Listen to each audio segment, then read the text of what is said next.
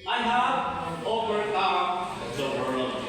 So, pansinin natin mga kapatid, si Jesus, hindi po niya sinabi, you will have no trouble. Hindi sinabi ng ating Panginoong Isus na wala na tayong mga problema na kakaharapin dahil hindi patagumpay na ang buhay natin. Pero sabi niya, take heart. Sabi mo, take heart. Why? Dahil kahit pa na pabalik-balik ang problema sa iyo, kahit pa na parating yung tukso at mapagsubok sa buhay mo, sabi ng Panginoong Diyos, I overcame the world for you. Kayo si Amen? Napagkatumpayan na lahat ng ating Panginoong Jesus. At kung ang ating Panginoong Jesus ay nasa buhay ko, kapatid, you got the power of Jesus Christ who resides in you. Palabakan po natin ang Panginoon. Glory to God. The Lord has overcome the world. You can have battle and still have peace. Magkakaroon pa rin po tayo ng maraming laban, na maraming problema, at mapagsubok, pero meron po tayong kapayapaan. You can have problems and still have hope. You can cry and still have faith. You can surrounded by difficulty and still declare, my God is bigger than what I'm facing. Can you see Amen? Glory to God. Pangatlo, faith speaks victory before it sees victory. Ano ibig sabihin nito mga kapatid? Pag meron po tayo pananampalataya, we can speak victory bago pakita natin ang victory. Can you see Amen? Ngayon pa lang we can declare victory. Kung meron po tayo pananampalataya, kahit pa na hindi pa po natin nakikita ang victory. Anong sabi sa 2 Corinthians 5 verse 7? For we live by faith, not by sight. So sa Exodus 14 verse 13, ano rin po sabi ni Moses sa mga tao doon sa panahon niya? Do not be afraid. Sabi ko tayo mo, do not be afraid. Do not be Do not be afraid. Stand firm, and you will see the deliverance the Lord will bring you today. So, pansinin po natin, you will see. Ano sabi ni Moses? You will see. Makikita mo. Didn't see the dry ground yet. Hindi pa sila nakarating doon po sa promised land.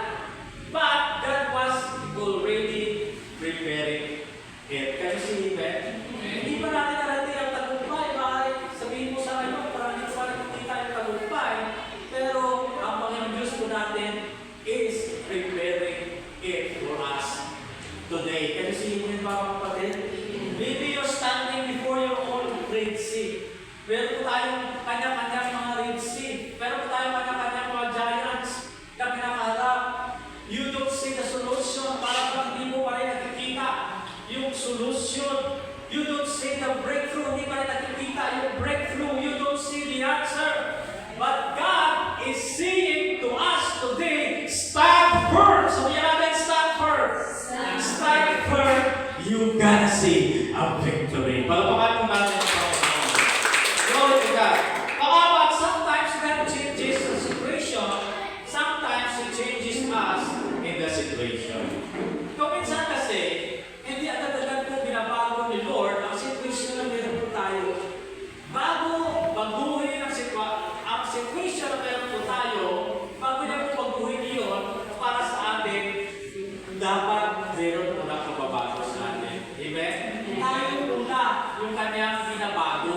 Ibig sabihin, kung minsan, yung mga circumstances na meron po tayo sa ating mga buhay, ginagamit yun ni Lord para baguhin ka.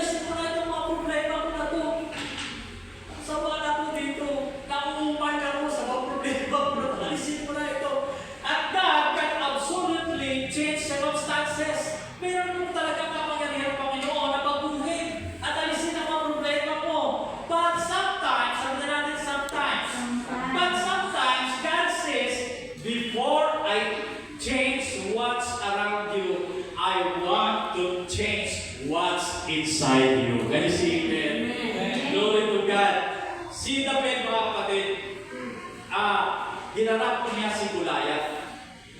Si Daniel naman, hinarap niya ang mga leon doon po sa kuweba kung saan po siya tinapon. Si Shadrach, si Meshach, at si Abednego naman, faced the fiery furnace. Si Paul naman faced persecution, yet God was faithful to them. Kapatid, ano ba yung mga problema na pagsubok ko na hindi mo napagtagumpayan, na hindi ka tinulungan ni Lord?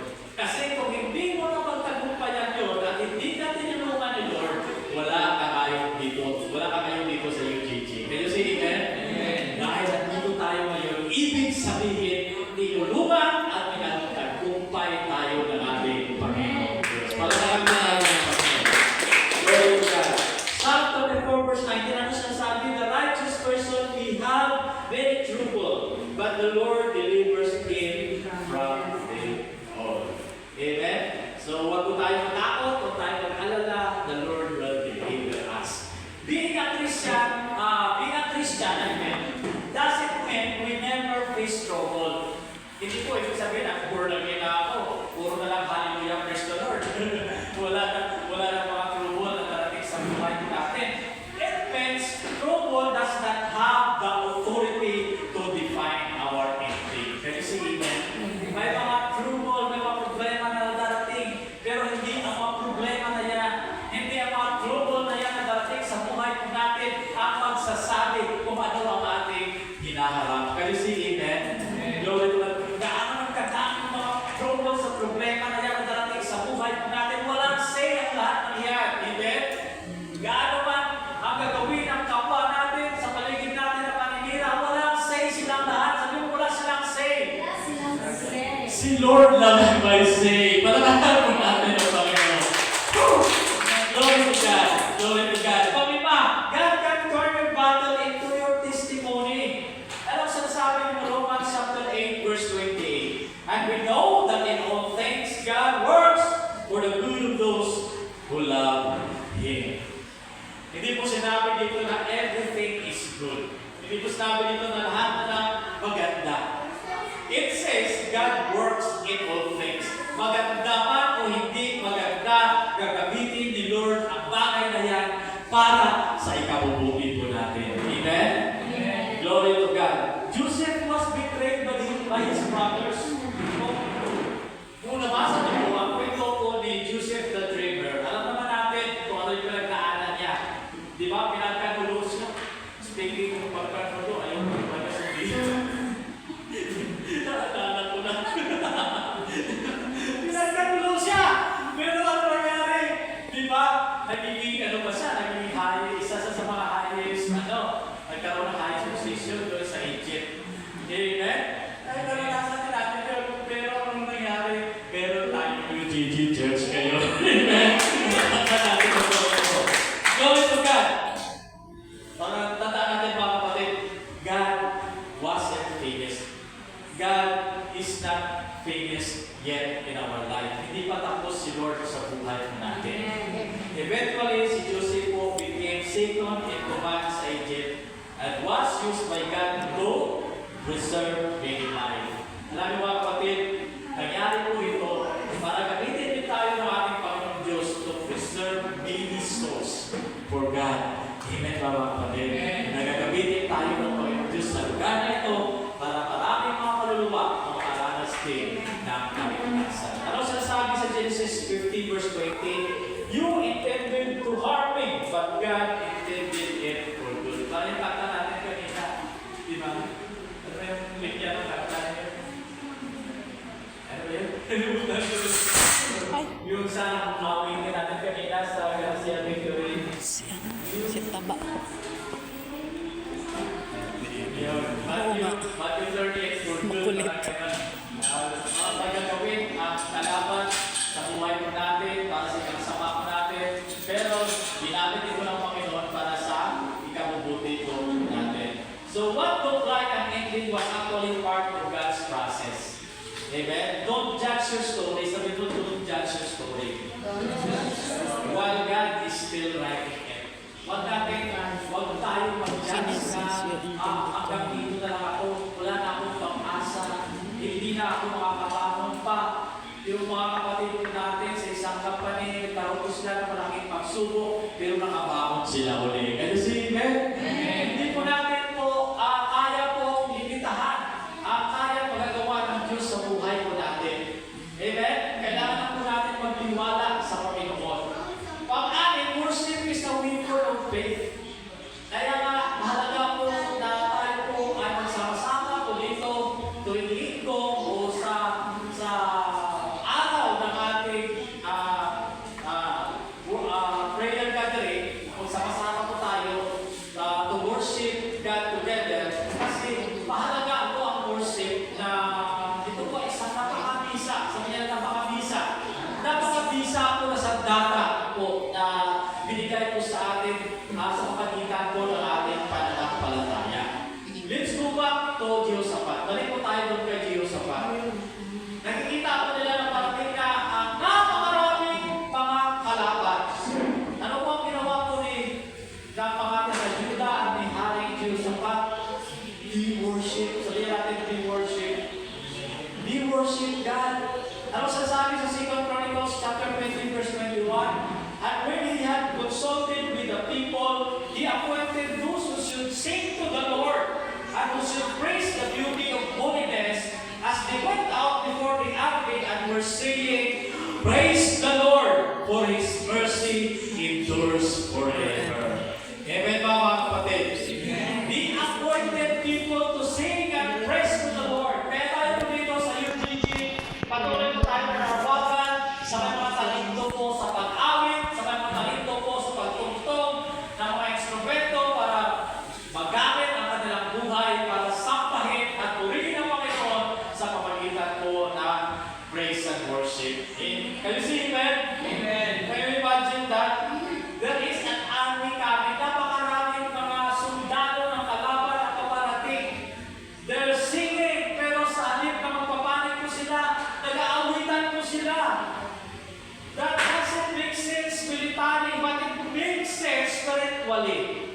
Mahina man sila sa kanilang military forces, pero matatag po sila at very strong po ang kanilang spirituality. They were declaring, God is greater than our enemy. Can you see it, mga kapatid?